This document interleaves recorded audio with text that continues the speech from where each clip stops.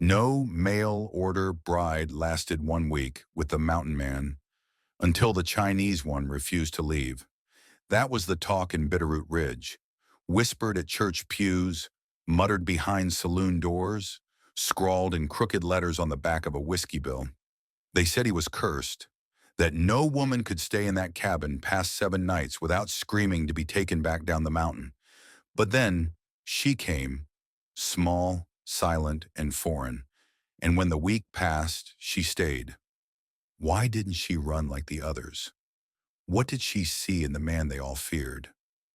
When a stranger stays and the mountain begins to change, one question lingers. Was it love that saved him, or something older, deeper, and harder to name? Every time I see your comments, I'm reminded how stories like these bring us together, no matter where we come from. If you still believe in redemption, quiet strength, and standing up for what's right, then you're already part of this frontier family. Let me know which state you're watching from, and don't forget to like, subscribe, and share so we can keep telling the stories that still matter. The wagon creaked to a halt under the noonday sun, wheels grinding against the gravel in the heart of Bitterroot Ridge. The horses snorted, steam rising from their flanks as the driver hopped down, dusting his vest. A few of the townsfolk drifted from the general store and the blacksmith's forge, pretending not to stare, but failing miserably. Everyone looked when the bride wagons came in, but this time, the staring turned sharp, near hostile, because the girl who stepped down wasn't what they expected. She was small, no taller than a child, but with a spine straight as a gun barrel. Her black hair was braided with red thread, her hands clasped politely in front of her. She wore a faded blue chapeau under a traveler's cloak and carried a single satchel worn thin from the road. Her face, pale and unreadable, turned toward the townspeople who'd gathered like vultures. Not once did she lower her eyes. Whispers sparked like dry tinder. Cain sent for another? That makes 5. 6 if you count the one that left screaming. She ain't even American. Bet she don't last till Sunday. On the porch of the saloon, a few of the girls exchanged cruel smirks, fanning themselves as if the sight of the girl brought flies. From the barber's chair, old Vern grunted, "Ain't right. That man should be locked up, not shipping in wives like flour sacks." The girl took a step forward. Her boots, barely holding together, sank slightly in the muddy rut of the road. But she didn't hesitate, didn't tremble. She looked down the center of Bitterroot Ridge as if she belonged there more than the men leering at her. The driver muttered something and pointed toward the livery stable. That's where he said the mountain man would come. Said he never came into town farther than that. Just showed up like a shadow and took what he came for. Then he'd vanish up the trail, back into the cold teeth of the Bitterroot Mountains. From inside the general store, Widow Eustace squinted through the window, flour on her apron. She watched the girl stand alone, unmoving, as if she were made of stone. A crow cawed and landed on the rail beside her. The girl didn't flinch. Eustace stepped onto the porch and hissed through her teeth, "Poor thing. She don't know what she's walked into." A few feet away, the mayor's wife sniffed, arms crossed. "She knows exactly what she's done. Gold-digging foreigner. He'll chew her up like the rest." A silence fell then, sudden and unnatural. Brimstone came first, the great gray wolfhound padding down the main road like a ghost. His fur was matted, eyes yellow and watchful. Behind him, towering and silent, came Silas Cain. He was taller than most remembered. Broad-shouldered, hair streaked with ash, beard hanging down to his collarbone. His coat was bearskin and blood-stained at the hem, his boots old cavalry issue. He wore a revolver but never touched it. Didn't need to. The townsfolk stepped back as he approached. Mei Lien did not. He stopped 3 paces from her. The dog sat beside him. They stared at one another for a long breath. The wind shifted. The bell above the blacksmith shop rang without being touched. Then Silas nodded once, turned, and walked.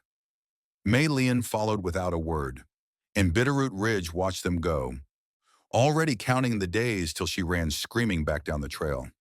The smoke had risen like a dragon into the sky, thick and black, curling over the narrow rooftops of Chinatown as screams echoed through the alleys. Mei Lien remembered the sound more than anything, the way her mother's voice vanished in the roar of flames, the snap of timber, the frantic beating of her own heart as she clutched her baby brother's blanket to her chest. Even though he was no longer in it, the fire devoured everything. The tea house her father built with trembling hands and hope from across the sea.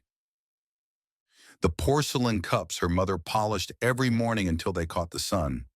The little red book she hid beneath her sleeping mat where she copied poems in a childish hand. All of it gone in one night. Some said it was an accident. Others said the Tong had torched it, a warning to her father for refusing to pay. But when the ash settled, no one came to ask. No one cared. Chinatown burned and the city looked the other way. Orphaned, barefoot, and dazed, Mei Lien was taken in by a man who claimed he ran a boarding house. He gave her a bed, a bowl of rice, and said she would work off her debt. It wasn't until he brought in the white men with their yellow teeth and quiet eyes that she understood what kind of work he meant. She bit one of them hard enough to draw blood. The next day he locked her in the cellar.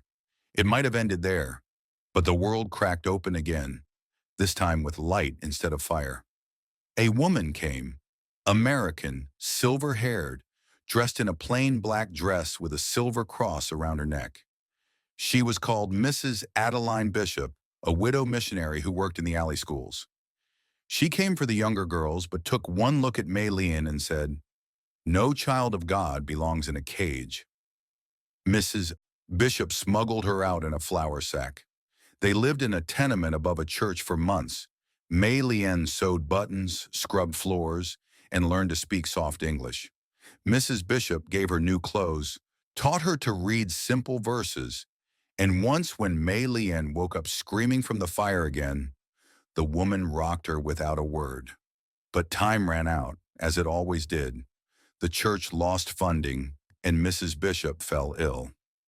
On the day she died, she pressed a paper into Mei Lien's hand. "Answer it," she whispered, "even if you can't read it. Sometimes, escape looks like a foolish thing." It was an advertisement torn from a battered pamphlet.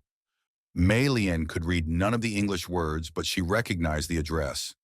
Bitterroot Ridge, Montana Territory, and she understood the meaning well enough. There was a man. He wanted a bride. She bought a single ticket with the money she'd hidden in her shoe and boarded a wagon train 2 days later. No goodbyes, no looking back, just the knowledge that San Francisco held only graves and ghosts. As the planes rolled past and the mountains rose in the distance, Mei Lien wrapped herself in silence.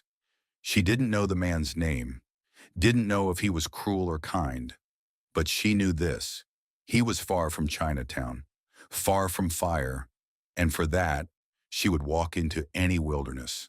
The wind in Bitterroot Ridge carried judgment like dust, settling in places Mei Lien couldn't brush off. She felt it when she passed the general store, and the men on the porch fell silent, their tobacco-stained mouths curling at the corners. She saw it in the seamstress's narrowed eyes when she asked for a needle, heard it in the rasp of laughter from the saloon windows when she walked by in her threadbare cloak, sleeves too long and boots too soft. They stared like she was a bad omen that had wandered in with the snow. "She don't belong here," muttered the sheriff, not even lowering his voice as she passed on the boardwalk. "Ain't right. The way Cain just drags 'em in like livestock." The mayor's wife, Mrs. Althea Harrow, made a point to cross the street when she saw Mei Lien walking toward the churchyard. She did it slow so others would notice. She leaned toward the butcher's wife and hissed, "Heathen girl. Probably can't even speak proper. Next thing you know, she'll be boiling up snake bones and cursing our crops." The laughter that followed was thin and sharp. In the saloon, the girls made bets. 3 days, one snorted, tossing a coin onto the counter. "She don't last past 3. That Cain fella's colder than a coffin nail. Another one leaned in, lips painted red. I give her 5 days, but only 'cause she don't understand what kind of man he is. Might take her that long to figure out he ain't got no soul. Mei Lien heard every word, not because she understood all of it, but because cruelty doesn't need translation. She kept her eyes low and her back straight, the way Mrs. Bishop had taught her, and moved through the town like a shadow, noticed but not welcomed. No one offered her water. No one asked if she had enough food for the trip up the mountain. No one except Widow Eustace.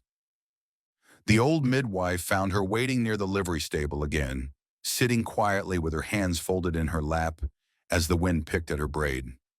Eustace approached with the slow steps of someone who'd seen more winters than she'd ever admit and sat beside her without asking.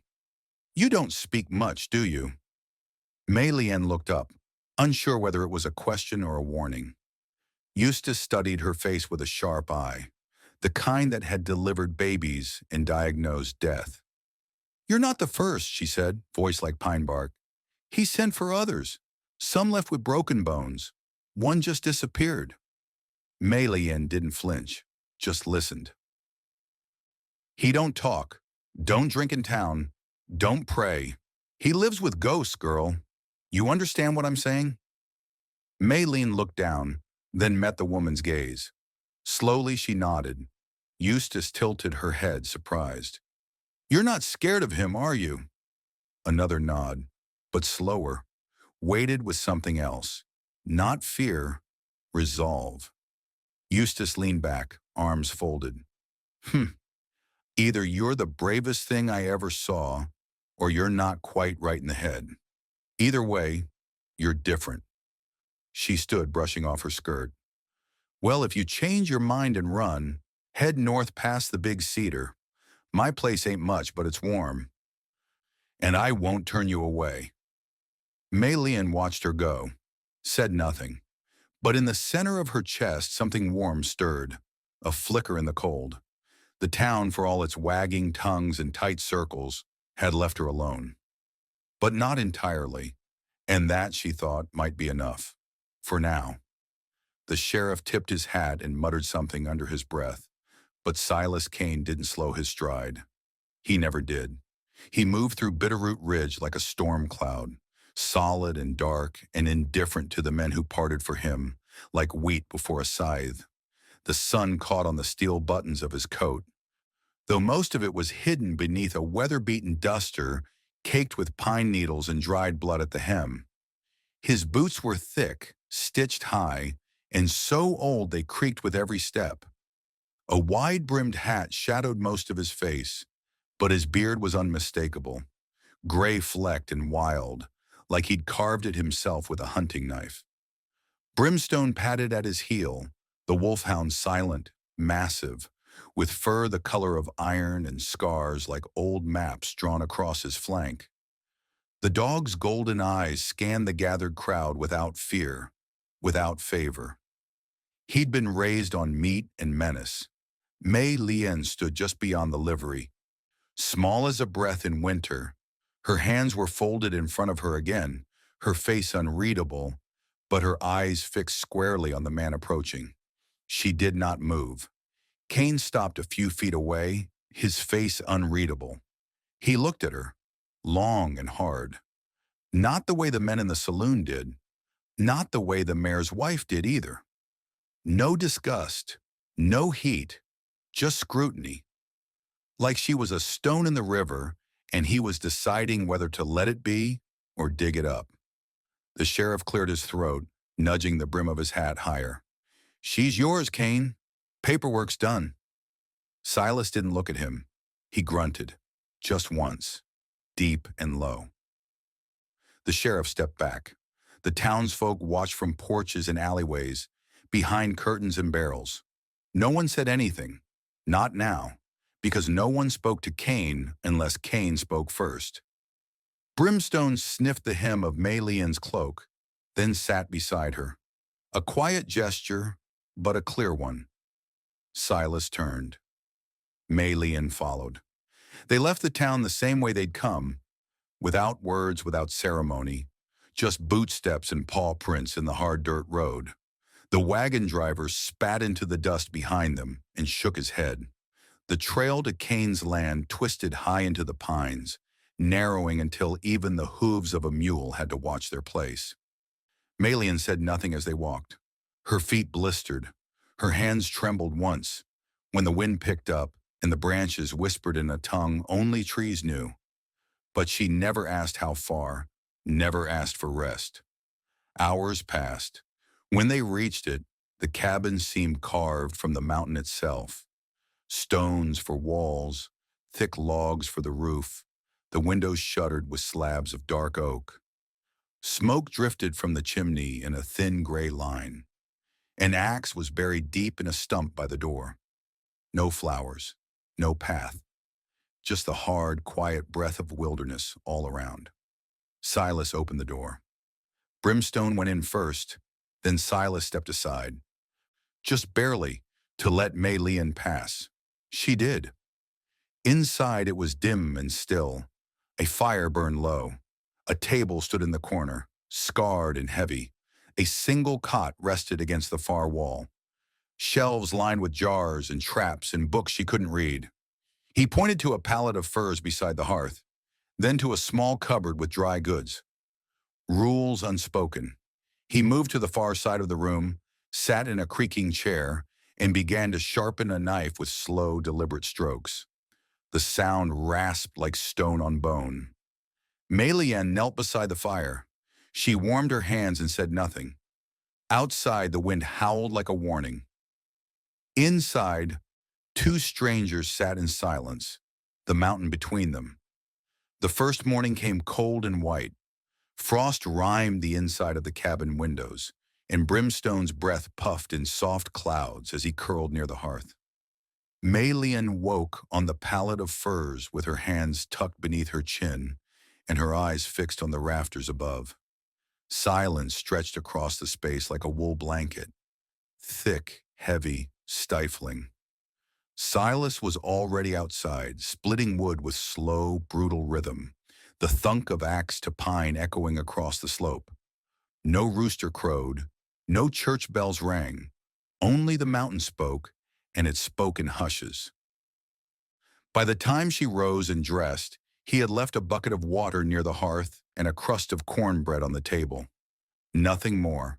No words, no nod. Just presence, then absence. The rules revealed themselves not through instruction, but consequence. When she asked, "Where do I fetch more water?" His eyes narrowed, and he pointed once to the bucket. When she moved toward the back door after sundown, he blocked it without touching her, his shadow falling long across the threshold. "No," he said, "just that." And when she left the tree line to gather fallen pine cones the next day, Brimstone growled low and hard until she backed away. So she learned. No questions, no noise after dark, no wandering. The cabin was clean but sparse. Mei Lien found a broom, some soap, a single cracked mirror nailed above a wash basin. She kept herself busy, swept the corners, patched the frayed edge of her cloak, dried herbs in bunches near the window. She found a dented tin kettle, and from her satchel, the last remnants of dried jasmine leaves wrapped in silk paper. When the tea boiled, its soft fragrance filled the small space like memory. Silas had not returned from hunting, but when he did and stepped through the door with his rifle slung low, he stopped. His eyes flicked to the kettle, to the two chipped cups. He said nothing, but he drank what she offered. That night she folded paper cranes from the wrapper that once held her tea, tiny birds with pointed wings. She set them on the windowsill beside the dried lavender. Silas saw them the next morning and paused mid-step, just for a second. Then he kept walking. She began to hum while she worked, softly, just enough to keep the loneliness at bay. Old songs her mother used to sing behind the steam of boiling water, lullabies that lingered long after sleep. Once, while washing the basin, she sang under her breath without meaning to. Silas was carving near the fire, shaping something she couldn't see. He stopped, blade midair, and turned his head. She froze. He looked at her, not with anger, not with warmth, just curiosity, like he was trying to remember something. Then he resumed carving. At night, she sat by the fire after he'd gone to the far side of the cabin. She stitched a torn blanket, or folded more cranes, or simply listened. His breathing was steady, deep. The cabin never quite warm, but no longer cold. She learned his rhythms. He carved in the morning, fished near the edge of the creek in the afternoon, sharpened blades when the clouds rolled in. He didn't speak unless necessary. Eat, move, sleep. But the words lost their edge with time. They became less commands, more markers in the silence. One evening, when the fire burned low and Brimstone laid his head on her foot, she looked across the room to where Silas sat, silhouetted against the flame. Their eyes met. Neither looked away. The thaw had begun, not loud, not swift, but sure, like spring, somewhere beneath the snow. The shirt hung across the back of a chair, torn along the sleeve, the fabric frayed and stiff with age. Silas had worn it to gather firewood, and when he dropped it there after returning, it was clear he didn't expect it to last another season. Mei Lien touched the rip gently, fingers brushing the weave. The cotton was coarse, but still strong in places, salvageable. She brought out her small bundle of sewing things, silk thread coiled neatly on a sliver of bone, a single sharp needle wrapped in a handkerchief, and set to work without asking permission. She sat by the fire, shoulders hunched, the silk gleaming gold beneath the flicker of flame. Every stitch was precise, slow, deliberate. Not because she wanted it perfect, though she did, but because it kept her hands busy, kept her from drifting into memories that lived too near the surface. The next morning, the shirt was folded and placed on the table. Silas saw it after bringing in a haunch of venison. He stopped, touched the mended sleeve, and stared at the fine thread. His calloused fingers traced the repair. He didn't speak, but he didn't toss the shirt aside either. That evening, he wore it to chop wood. Mei Lien said nothing. A few days later, she stepped outside in the thin gray morning and wandered to the side of the cabin. The weeds reached her knees. Once it might have been a garden, the soil soft enough to remember touch, the remains of a fence half sunken into the ground. She rolled up her sleeves and began pulling thistles with bare hands. Her fingers bled before noon, but she didn't stop. She worked until her back ached and her palms were raw. By dusk, 3 rows had been cleared, and she found a handful of buried carrots, gnarled but still sweet. Silas saw the dirt under her nails when she brought them inside. He grunted, cleaned his knife, and without a word placed it beside her dull one on the table. The next morning, both blades were sharp enough to split hair. A rhythm began to settle. Not warm, not tender, but familiar. They did not speak much. They did not touch, but things moved easier. Silence became less like ice and more like snow underfoot, present but yielding. One afternoon, while dusting the high shelf above the hearth, Mei Lien's fingers brushed against a leather-bound object buried beneath a faded cloth. A small journal, the edges curled, the cover cracked. She hesitated, then opened it slowly. The handwriting was small and uneven, with drawings in the margins. Flowers, birds, crooked stars. The words were in English, but simple enough. Papa gave me my own spoon today. I helped him fish. He smiled once. She turned the page. Mama let me wear her ribbon. I miss the yellow dog. I think Papa misses her too. He doesn't say it. Mei Lien closed the book gently. That night she placed it on the mantel, in plain sight. Silas noticed it the moment he entered the cabin. His eyes fixed on it. He didn't speak, didn't ask, didn't reach for it. But that night, long after the fire dimmed and Mei Lien pretended to sleep, she heard his chair creak in the dark, heard the journal open, heard the soft, rustling turn of pages that had been waiting years to be touched again. The storm rolled in without warning, sudden and violent, rattling the shutters and setting the rafters groaning. Wind screamed through the pines like something wounded, and rain lashed against the cabin roof in sheets. The fire spat and hissed as water slipped down the stone chimney, and brimstone curled tighter near the hearth, ears twitching with every thunderclap. Silas sat at the table, carving in silence, his hands steady despite the tremors in the world outside. Mei Lien moved quietly, gathering stray tools, tucking away the bundles of herbs she'd been drying on the windowsill. She lit a second lantern when the first flickered low, and its soft glow pooled into the darker corners of the cabin. The door to the back room had always been closed.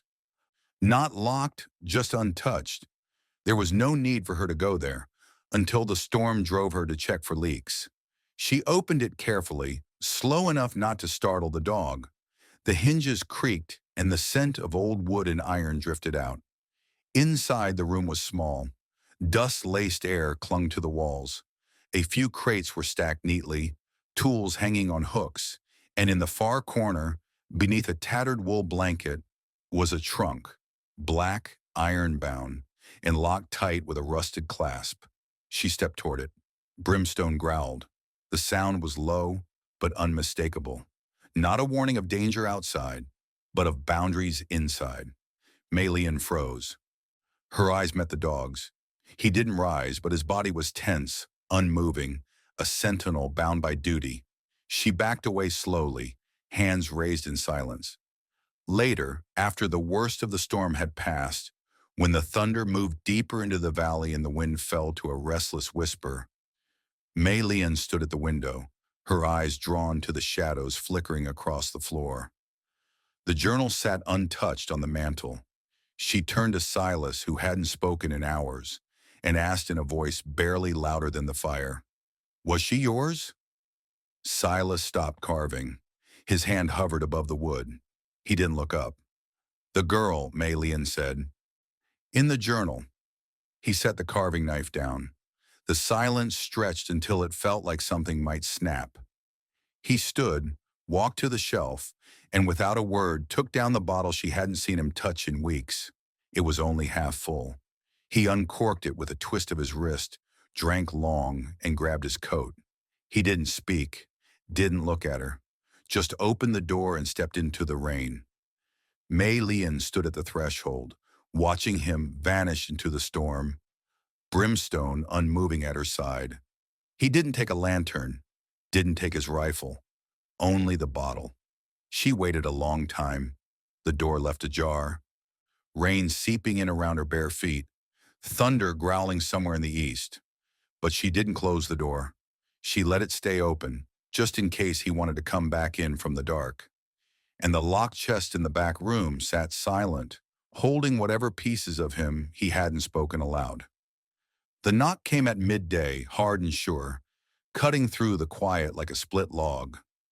Mei Lien wiped her hands on her apron and moved to the door, cautious but not afraid. Brimstone had risen from his spot by the hearth with only a twitch of his tail, more curious than alarmed.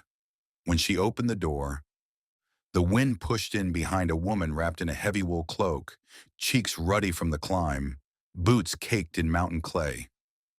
"Don't just stand there with those big eyes, girl," Widow Eustace huffed. "It's cold enough to stiffen my knees worse than marriage ever did." Mei Lien stepped aside. No invitation needed.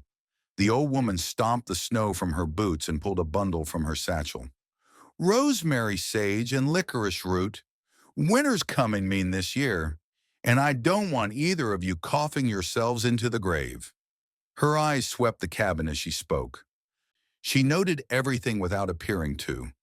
How the curtains had been sewn back together with fine thread. How the hearth was neatly swept. How a cluster of paper birds perched on the windowsill like they'd flown in from another world. "Huh," she said. "Well, I'll be." Mei Lien poured tea without being asked, setting two mismatched cups on the table. She motioned for the older woman to sit, then joined her across the way. Brimstone, sensing no need for interference, curled once and settled again by the door. Eustace sipped the tea and gave a small nod. You got a touch for this. Better than them boiled weeds the doc hands out in town. Mei Lien smiled faintly, hands folded in her lap. The midwife looked her over again. You know, you're the first one he hasn't sent running. One girl lasted 6 days before she locked herself in the chicken coop and screamed till the preacher came. She reached into her cloak and pulled a small tin, popping open the lid. Had another one. Strong girl from Kentucky thought she could fix him. Didn't make it past the first snowfall. She tapped a finger against her knee. But you got a stillness about you, like a pond that don't freeze, no matter how cold it gets. Mei Lien said nothing, but her gaze drifted toward the locked room, just for a second. Eustace noticed. Of course she did. You found the journal, didn't you? She asked softly. Mei Lien nodded once. The midwife sighed. Her name was Clara. She was a freed woman from Georgia. Married Silas right after the war. Folks didn't like it, of course. Mixed union, back then, riled folks worse than politics. But they didn't care. Moved up here with their little girl, Eliza. Her voice gentled. The fever took Eliza first. Clara stayed strong, but grief eats you from the inside. She died before the thaw. Mei Lien's hands tightened slightly in her lap. He buried them both by the cedar grove. Built this place with his own 2 hands. Wouldn't let no one help. Wouldn't speak for nearly a year. Then he started sending for brides. She looked hard at Mei Lien, but not unkindly. Ghosts can keep a man company for a while, but they can't cook for him, can't mend his shirts, can't plant his garden. They sure as hell can't make paper birds sing at the windows. Outside, the wind picked up again, but inside, the air held steady warmth. I don't know what keeps you here, girl, Eustace said, rising with a grunt. But if it's kindness, don't mistake his silence for absence. That man sees everything. He just ain't figured out yet what to do with something that don't leave. She set the herbs on the shelf, wrapped her cloak tighter, and headed for the door. Next time I come, I expect to see that garden growing again. Mei Lien nodded, her eyes following the old woman until she vanished into the trees, her footprints quickly swallowed by snow. The day was cold, but not with snow, just the stillness of gray sky and the kind of wind that moved like memory. Mei Lien was gathering the last of the dried herbs when she noticed the tea chest, pushed into the corner beneath a blanket and half covered by old flour sacks. She'd used it before, storing her thread and a few keepsakes from her journey. But something about the way it sat, just slightly ajar, caught her attention now as if it had been waiting. She knelt and opened it fully. At the very bottom, beneath a folded shawl that still held the faint scent of rosemary and smoke, was an envelope. It was sealed but never sent. The paper was creased and stained at the corners, heavy with age. Her fingers trembled as she lifted it, the name scrawled across the front in dark, thick ink. To Isaac Booker, Atlanta. She turned it over and paused, then carefully broke the seal. The handwriting inside was rough and blunt, the letters uneven. Some words were crossed out, others rewritten with a heavier hand. It wasn't long. It didn't have to be. Isaac, I never answered your last letter because I didn't have the words. I still don't. Clara's gone. Fever took her after the girl passed. I tried, God help me, I tried everything. I boiled herbs till the cabin stank, burned my hands trying to break the fever. But it took her, fast and mean. I don't expect forgiveness. I wasn't enough. I wasn't ready. You warned me the world would punish her for choosing me. You were right. I'm sorry. If you ever want to come for their resting place, there's a stone cedar to the east of the cabin, 2 small markers beneath it. I keep the land clean. I don't let it go wild. That's all. Curious. Mei Lien read it again, slower the second time, the words scraping along her ribs like dry bark. She rose to her feet, still holding the letter, and crossed the room. Silas was by the hearth, carving again, but slower now. The firelight threw shadows up his arms, catching on the silver streaks in his beard. He didn't look up when she approached. She didn't ask. She just began reading, her voice soft but clear. She spoke every word, didn't rush, didn't falter. When she finished, the room went quiet. Only the fire cracked. Silas didn't move. Then slowly he set the carving down. His hands stayed open, fingers slack in his lap. His chest rose, then fell. A breath long held and finally exhaled. A tear slid down his cheek. "She died screaming," he said, the words flat and final. Mei Lien stood there, the letter trembling in her grasp. "I held her," he continued, voice like gravel in a dry creek bed. "But she didn't know me at the end. Called for her brother, for her mama. For a God I couldn't give her." Another tear followed the first, but he didn't wipe it away. "I never meant for her to be buried up here. Thought I was saving her. Thought—" He trailed off. The fire shifted, sending a wave of warmth into the silence. Mei Lien folded the letter again. She didn't speak, didn't offer comfort. She simply laid the envelope on the mantel beside the journal, a quiet act of placing the past in sight. Then she returned to her seat and picked up her stitching. Silas didn't move from the fire, but when she sang that night, low and distant, he didn't leave the room. He stayed until the flame burned down to embers, the bottle untouched, the silence no longer empty, but full. The ground was stubborn with frost, but not unyielding. Mei Lien began early, her breath clouding in the morning air, her hands wrapped in thin cloth to guard against the cold. She carried a spade she'd found rusting beneath the woodpile and a pouch of seeds that had traveled in her satchel since San Francisco. Tiny forgotten gifts from a market woman long gone. In a patch of earth east of the cabin, where the light touched first in the day, she chose her spot. Near the cedar tree, near where the moss-covered stones rested, half sunken and unmarked. She had seen them weeks before but never asked. She knew what they were. She dug in silence, her movements steady, reverent. Each shovelful turned the frozen crust aside to reveal the rich, dark soil beneath. As the wind carried through the pines, she hummed, not for herself, but for the ones who could no longer hear. The song was old, something her mother once sang in the dark. A lullaby with no words, only sound, soft and sorrowful. Silas stood on the porch with brimstone at his heel. He said nothing, arms folded, eyes shaded beneath the brim of his hat. He watched as Mei Lien laid out smooth river stones around the perimeter, watched as she planted in slow, careful rows, wildflower, basil, white chrysanthemum. She knelt by the tree and placed a flat stone at its base, tracing the top with her thumb. A stone for the girl, a stone for the woman. He did not offer help. He did not look away. Each day she returned to the garden. She brought water in the cracked kettle, cleared away roots, and tucked prayer slips beneath the seedlings.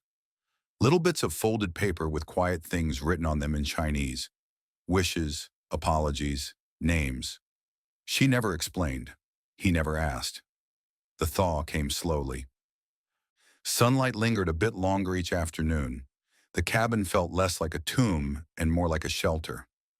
One morning just before dawn, Mei Lien stepped outside and found Silas already there, kneeling before the cedar. He didn't hear her approach.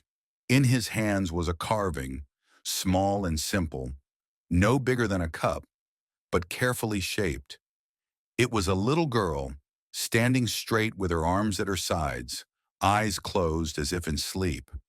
Her hair was tied in two buns, like the drawing in the journal's margin. Silas placed the figure gently beside the stone Mei Lien had laid days earlier. His fingers lingered, brushing the dirt from its base. He looked older in that light. She knelt beside him, not touching at first, just breathing the same air. Then slowly she reached out and placed her hand over his, warm against the coldness of his skin. He didn't flinch. He didn't pull away. They stayed like that as the sky began to brighten, pale pink bleeding into the horizon, the mountain exhaling mist through the trees. And for the first time since the frost took root, the earth around them felt like it might allow something to grow again. Not just flowers. Something deeper. The sound of hooves cracked across the valley like gunfire. Not the steady rhythm of one rider, but a group, fast, loud, purposeful. Mei Lien was by the garden, hands in the soil, when Brimstone lifted his head with a low growl, ears sharp, muscles tight. From the porch, Silas straightened slowly, one hand resting on the rifle leaning against the wall. He didn't lift it. Not yet. Dust curled from the trail as four men rode into view, their coats long and dust-covered, rifles slung, badges tucked into belts that spoke of authority purchased rather than earned. And at the front of them, sitting high in the saddle on a black gelding, was Wendell Cray. He wore a fine coat with brass buttons, too clean for travel, and a mustache so waxed it looked carved. But his eyes were what spoke loudest. Pale gray, cold as January creek water, with the kind of cruelty that came not from impulse, but sport. He pulled his horse to a halt just before the porch and smiled. "Well, well," Cray said, voice oily with amusement. "Still rotten in this hole, Cain? Thought you might have come to your senses by now. Turns out you've just gone soft." Silas didn't answer. He didn't need to. The line of his jaw and the stillness of his frame spoke louder than any words. Cray looked around the cabin yard with open disdain. His eyes landed on Mei Lien, who had risen slowly from her place near the garden. She stood behind the edge of the porch, still and unreadable, dirt on her hands, wind tugging at her braid. Cray spat in the dirt. "Cain buying foreign now?" he sneered. "Thought you at least had enough pride to ruin your own kind." Brimstone snarled, a deep, guttural sound that made one of the riders shift in his saddle. Cray didn't flinch. He pulled a roll of papers from his coat and tossed them onto the porch. They unfurled with a flap, skimming across the planks toward Silas's boots. "There it is in ink," Cray said. "Survey maps, land grants, rail lines. This mountain don't belong to ghosts and outlaws anymore. It belongs to the future, and the future's coming through right here." Silas looked down at the papers, then back at Cray. His face didn't change. "You had your chance to sell," Cray continued, smirking.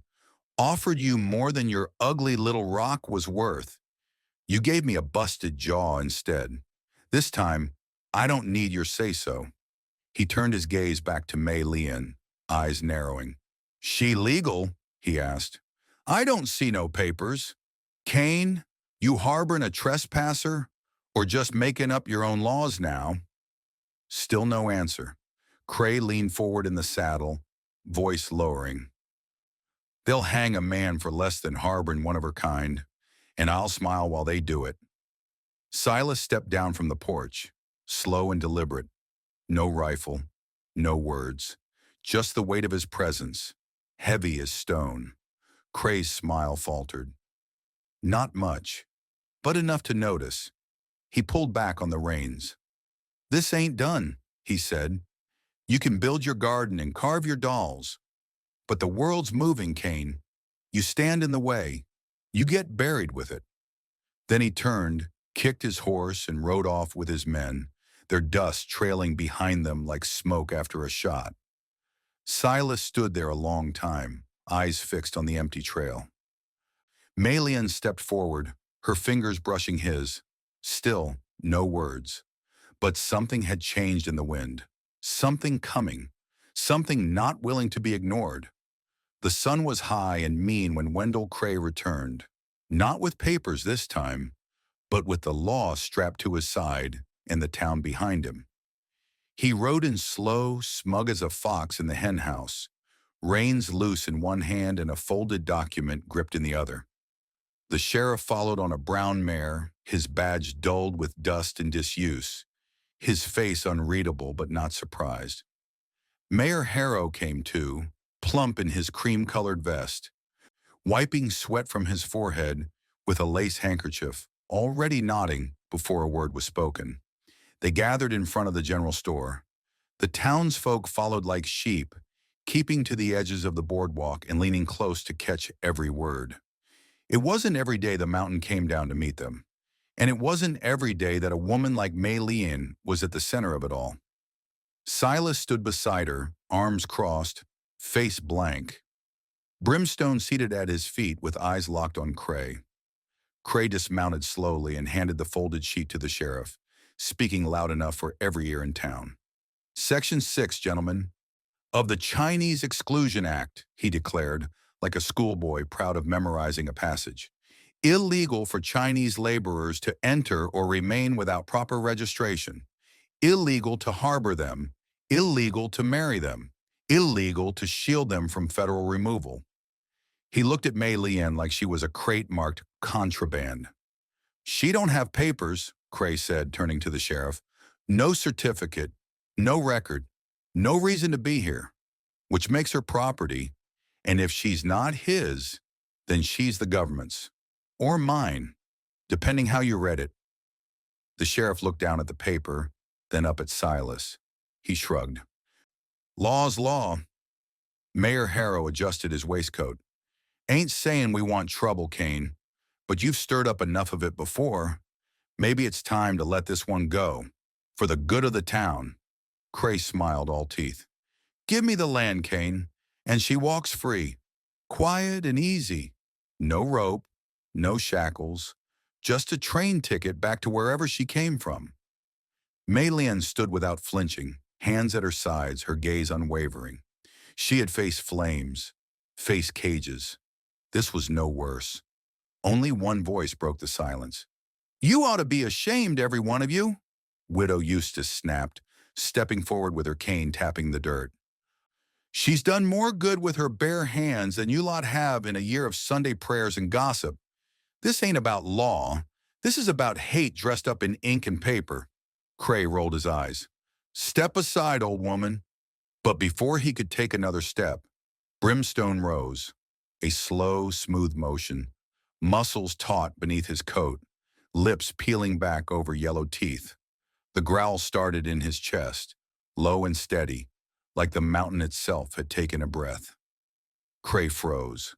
Silas hadn't moved, hadn't spoken, but the tension in him was like a drawn bowstring. Mei Lien reached out, quietly resting her hand on Brimstone's neck. The dog stilled beneath her touch, though the growl remained. The sheriff swallowed hard. We don't want blood in the street, Cain. Still, Silas said nothing. Cray licked his lips and stepped back. Think on it, he said, turning toward his horse. A man's got choices. Make the right one. They rode off, slow but certain.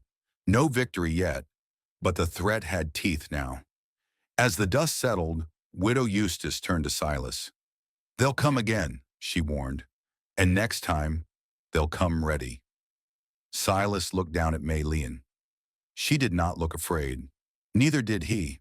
The scent reached them before the sound did. Sharp, acrid, unnatural.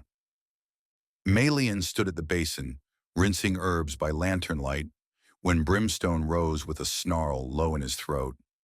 Silas had been by the window, sharpening the blade of an old skinning knife, but the moment the dog stiffened, he stepped to the door and pushed it open. The wind carried smoke.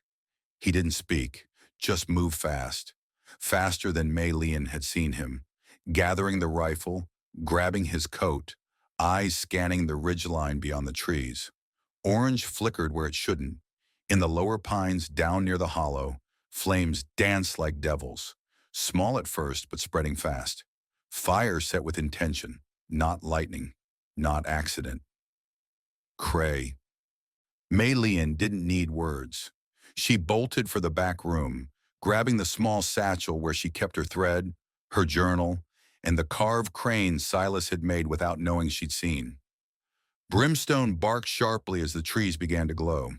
The crackling reached them then, dry branches catching, pine needles igniting like gunpowder. The fire was climbing uphill, greedy and quick. "Out the back," Silas said, voice tight. They moved fast, boots crunching frost now giving way to ash. Sparks leapt through the underbrush. Somewhere below, horses screamed and men shouted, though the fire drowned out words. Brimstone led the way, ears flat, tail low, weaving through the trees toward the north trail. Then the world cracked open. A branch above snapped from its burning trunk and fell like a guillotine toward the roof of the cabin. Silas saw it first, shoved Mei Lien hard toward the trees, but not fast enough. The beam struck the porch as he turned, splintering wood with a roar. The edge caught his shoulder and drove him to the ground, his body disappearing beneath a cloud of smoke and sparks. Mei Lien screamed. She turned back, eyes stinging, lungs burning, and found him trying to rise beneath a collapsed beam. She darted forward, ignoring the blaze crawling toward her skirts, and grabbed hold of his arm. "Move!" she cried, coughing against the heat. He growled something, a curse, maybe a warning, but she didn't let go. She pulled with every ounce of strength, dragging his arm free, then his chest, then his legs. The beam rolled off as he twisted beneath it, blood dark on his sleeve. Together they stumbled backward into the clearing, smoke swallowing them whole. He didn't ask if she was hurt. She didn't ask if he could walk. He scooped her up, cradling her against his chest as flames roared behind them, and ran. The night opened around them, ash falling like snow. Fire flickering behind trees now black and skeletal. When he reached the edge of the ravine, where the creek hissed in the dark, he dropped to his knees, his breath ragged, hers no better. They stared at each other in the moonlight, faces streaked with soot, eyes wide and wild and alive. Then, without a word, he cupped her face in his hand, rough palm against her cheek, and kissed her. It wasn't desperate. It wasn't sweet. It was breath meeting breath, pain meeting pain. Two people scorched, but not consumed. They clung to each other as the fire raged behind them, as the mountain burned and their world, once cold and silent, lit up with the terrible beauty of survival. The smoke lingered for days, curling above the ridge like a question left unanswered. Word traveled fast, as it always did in Bitterroot Ridge, faster than sense, faster than justice. By morning, everyone in town knew there'd been fire on the mountain, and by noon, the blame had already taken root. Some folks whispered it was Silas Cain's fault from the beginning, that he brought it on himself with his silence and shadows, that the girl, the foreign one, had cursed the place, stirred up something unnatural. "Wasn't no fire till she came," muttered Thomas from the feed store, chewing on a splinter like it might give him wisdom. "Man like Cain's been asking for trouble, taking in strays and starting gardens, like the past don't live up there with him." Others weren't so sure. They remembered crazed men roughing up farmhands by the river last spring. They remembered the poisoned well out near the Miller farm, how the cattle died slow and ugly, how no one ever proved anything but everyone knew. They remembered how the preacher's boy went missing for a week before stumbling home with bruises and a broken nose, whispering about a man in a fine coat and sharp boots asking questions about his daddy's land. The town was splitting, and the split ran clean down Main Street. The saloon kept Cray's name off its lips. The church folk couldn't agree on a prayer without arguing first. Even the sheriff, who once walked like his badge meant something, now crossed the street when Widow Eustace passed. And pass she did, storming into the church on a Thursday afternoon with her Bible under one arm and a cane that cracked louder than a pistol shot against the wood floor. The pews weren't full, but they weren't empty either. Farmers, wives, the preacher himself, all quiet as she climbed the steps to the front. She didn't wait to be asked. I ain't here to preach, she said, her voice sharp and clear. And I sure as hell ain't here to ask your permission. She set the Bible down with a thud and looked them all in the eye. We all know what Wendell Cray is. We've seen his men beat boys bloody, seen our water run dry while his barrels stay full. Some of you even signed his papers, took his coin, told yourselves it was for the good of the town.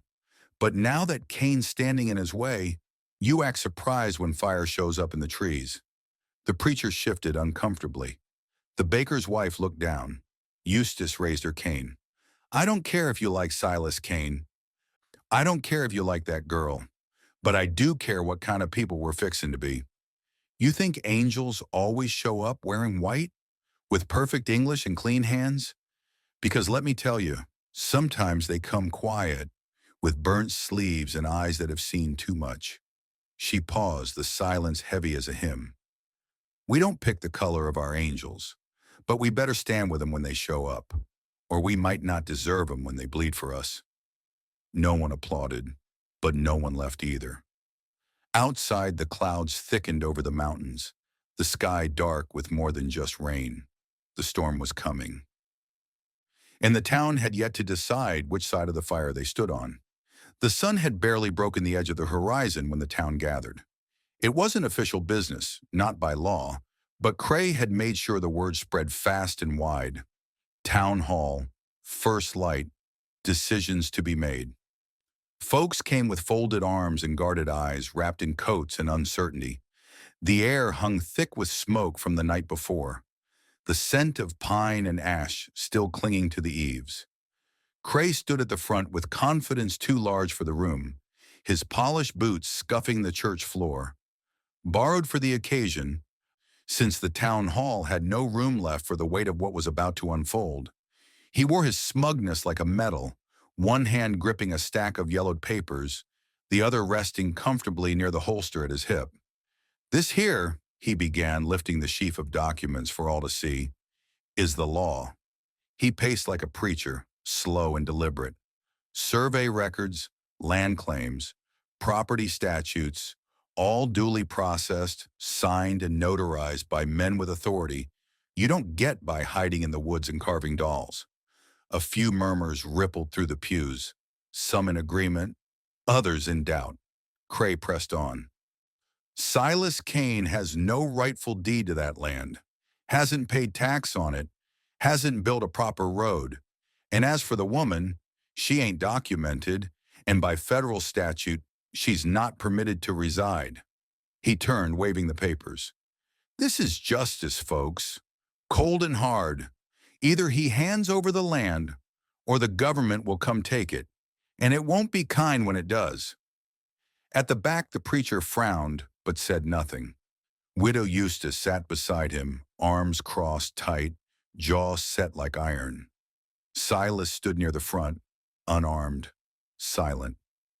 Brimstone lay at his feet like a shadow with teeth. Mei Lien stood beside him, hands clasped tightly in front of her face pale but steady. Then, without being asked, she stepped forward. Cray blinked. She don't get to speak here. She does, came Eustace's voice from the pew. She's more woman than half the men in this room. The preacher nodded. Let her speak.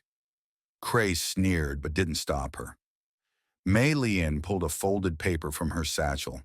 Not a deed, not a law, just a single worn page from a journal, edges curling, ink faded, but still legible. She unfolded it and began to read, her voice soft but clear in the hush that had fallen. Papa fixed my fishing pole today. He didn't say much, but he smiled when I caught a little trout. Mama said we'll plant sunflowers next spring. I hope they reach the windows. I hope Papa stops crying when he thinks I'm asleep. A silence followed, heavy and trembling. Mei Lien looked up, her eyes meeting the townsfolk, then resting on Silas. That land was bought with grief, with love. It was not stolen. It was home. Cray stepped forward, face twisted. That's not a deed. That's a child's scribble. Then explain this, the preacher said, standing from the back, his old boots echoing as he walked down the aisle. From his coat, he pulled a folded envelope, yellowed and brittle, sealed with wax. This deed was entrusted to me by Clara Cain, signed by Judge Randall himself before he passed, registered with the territory office in Helena. You burned your own copy, Cray, when you tried to strong-arm him 6 years ago, but the Lord saw fit to keep a spare. He held it up, turning to the room. Signed, sealed, sacred. Cray paled. The sheriff shifted on his feet. Brimstone stood, and Silas, still silent, placed one hand on Mei Lien's shoulder. The storm in his eyes had calmed, but it had not left. Justice didn't roar that morning. It whispered, and the whisper carried farther than any shout. By the time the county marshal rode in, the light had grown thin, the air sharp with the bite of evening. Lanterns had been lit all through Bitterroot Ridge, casting long flickering shadows across storefronts and frozen ground. Folks gathered again, not with the same fire as before, but with the uneasy weight of reckoning in their bones. The preacher stood at the steps of the church. Widow Eustace waited near the edge of the square, hands folded over her cane. Silas and Mei Lien stood side by side beneath the old cedar tree that leaned over the road like it had always been watching. The marshal was a tall man with a thick mustache and the kind of eyes that had seen both good and evil up close. He said little as he dismounted, just nodded once at the preacher, once at Silas, and then turned toward Cray, who stood rigid beside the sheriff like he still believed the ground belonged to him. "I've seen the papers," the marshal said, voice low but clear. "The original deed's valid, registered and witnessed. That land belongs to Cain." Cray's jaw clenched. "This is a mistake." The marshal pulled a second folded document from his coat.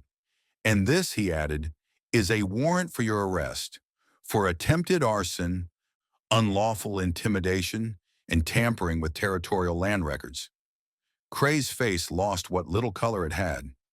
"You got no proof of that," he snapped. The marshal raised an eyebrow. "Funny. Your man dropped a can of kerosene with your brand on it down by the tree line, along with the matches you hand out like candy." Cray took a step back, but the sheriff, long silent, finally moved, placing a hand on the man's shoulder, not in support, but in restraint. The crowd didn't speak. They didn't need to. The silence was its own judgment now. Cray's men scattered before sundown. The ones who didn't ride off slipped out through alleys and back doors, too cowardly to stand without the weight of Cray's coin behind them. One dropped his rifle in the dirt and never looked back. When the town had emptied back to stillness, the firelight from the church steps casting a soft orange glow across the square, Silas stepped forward. He wasn't a man of speeches. Most had never heard more than a grunt from him in years. But now, with the smoke of justice still hanging in the air, he found his voice. "This land," he said, rough and steady, "was bought in blood, not with gold, not with paper, with my family, with pain." He looked to Mei Lien, then back to the crowd. "I ain't giving it up, and neither am I sending her away." No one cheered. That wasn't the kind of town Bitterroot Ridge was. But no one spoke against him either. Not the mayor, not the storekeeper, not even the ones who'd muttered behind closed doors. They just stood in the firelight, heads bowed, hands tight in pockets, as if the weight of their silence finally meant something. Mei Lien reached for Silas's hand. He took it, fingers rough but steady in hers. And beneath the eyes of the town, the land, and the stars above, the mountain stood still, as if finally, after all these years, it had heard the truth. Spring came with soft steps that year, like it knew the land had been scorched and needed time. The snow melted gently, soaking into the soil instead of rushing it away. Shoots of green broke through the charred remains of the fire line, and the memorial garden bloomed early, as if something unseen had decided the mountain had grieved long enough. Where the flames had once danced, laughter now began to rise. Mei Lien knelt in the turned soil near the cabin, planting rows of marigolds and bean sprouts. But this time she wasn't alone. Two children sat nearby, one with tangled blonde curls, the other with sleeves too short and boots too big. They watched her hands carefully, copying the motion with their own, planting seeds with all the solemnity of a church rite. A third child, dark-eyed and barefoot, sat on a stump with a slate and chalk, carefully drawing shapes that resembled letters. The school had no name, no sign, no official founding.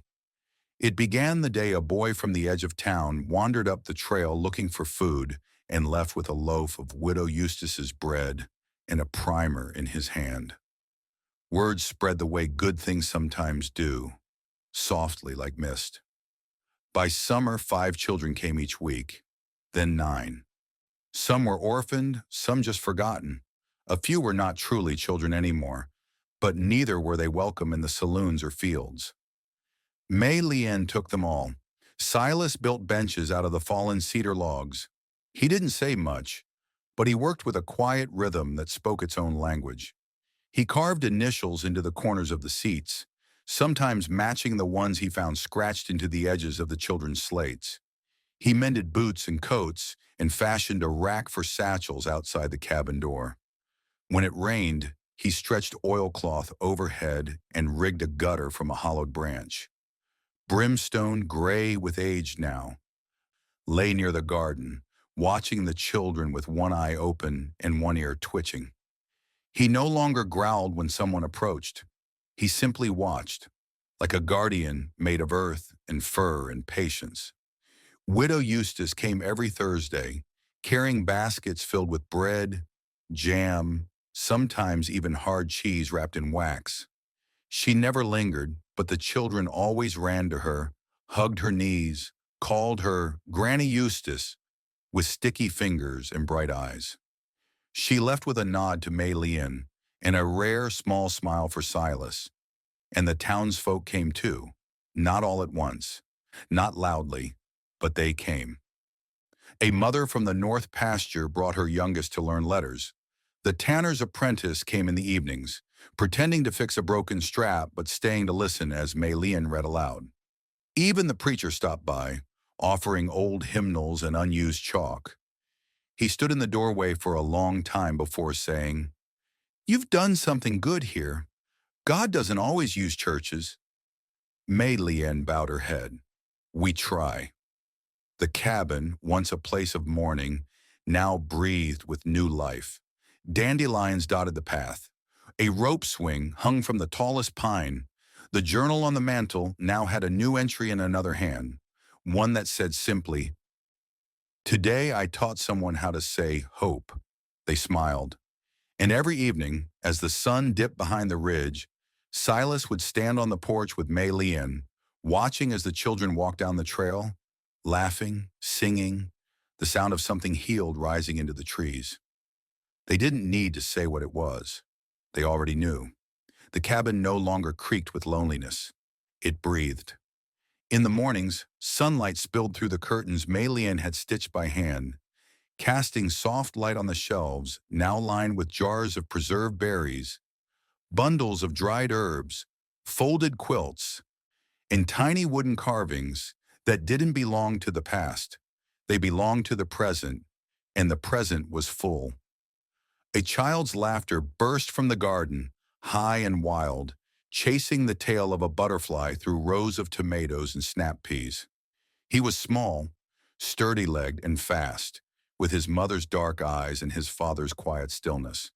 His hands were always smudged with dirt, pockets stuffed with feathers, stones, or half-folded paper cranes that tumbled from his fingers like wind-blown seeds. Brimstone, older now and gray around the muzzle, lay on the porch with his head on his paws. He no longer sprang to alert at every sound. These days, the only thing that moved him was the boy's voice, calling him to play or rest beside him beneath the tall cedar. When the child laughed, Brimstone's tail thumped once against the planks and then went still again. Inside, Silas sat by the hearth, whittling with slow, patient hands. His beard had grown lighter, and the lines around his eyes had softened, worn down by joy more than grief. A half-carved horse rested in his lap, its legs not yet shaped, its head still square. Around him lay a scattering of toys, boats, dolls, animals, all made with the same quiet care he had once reserved for Silence. Sometimes when the boy came in, he would climb into Silas's lap, place his hands over his father's, and guide the carving with a seriousness beyond his years. Silas never spoke much, but when the boy smiled, Silas would give a soft grunt of approval, a sound that meant more than words. The paper cranes had multiplied, hundreds now, folded in red, gold, blue, and white. They hung from the ceiling on threads of silk, rested on windowsills, tucked into baskets and books. Mei Lien folded one every night before bed, whispering a prayer into each crease. Gratitude, remembrance, hope.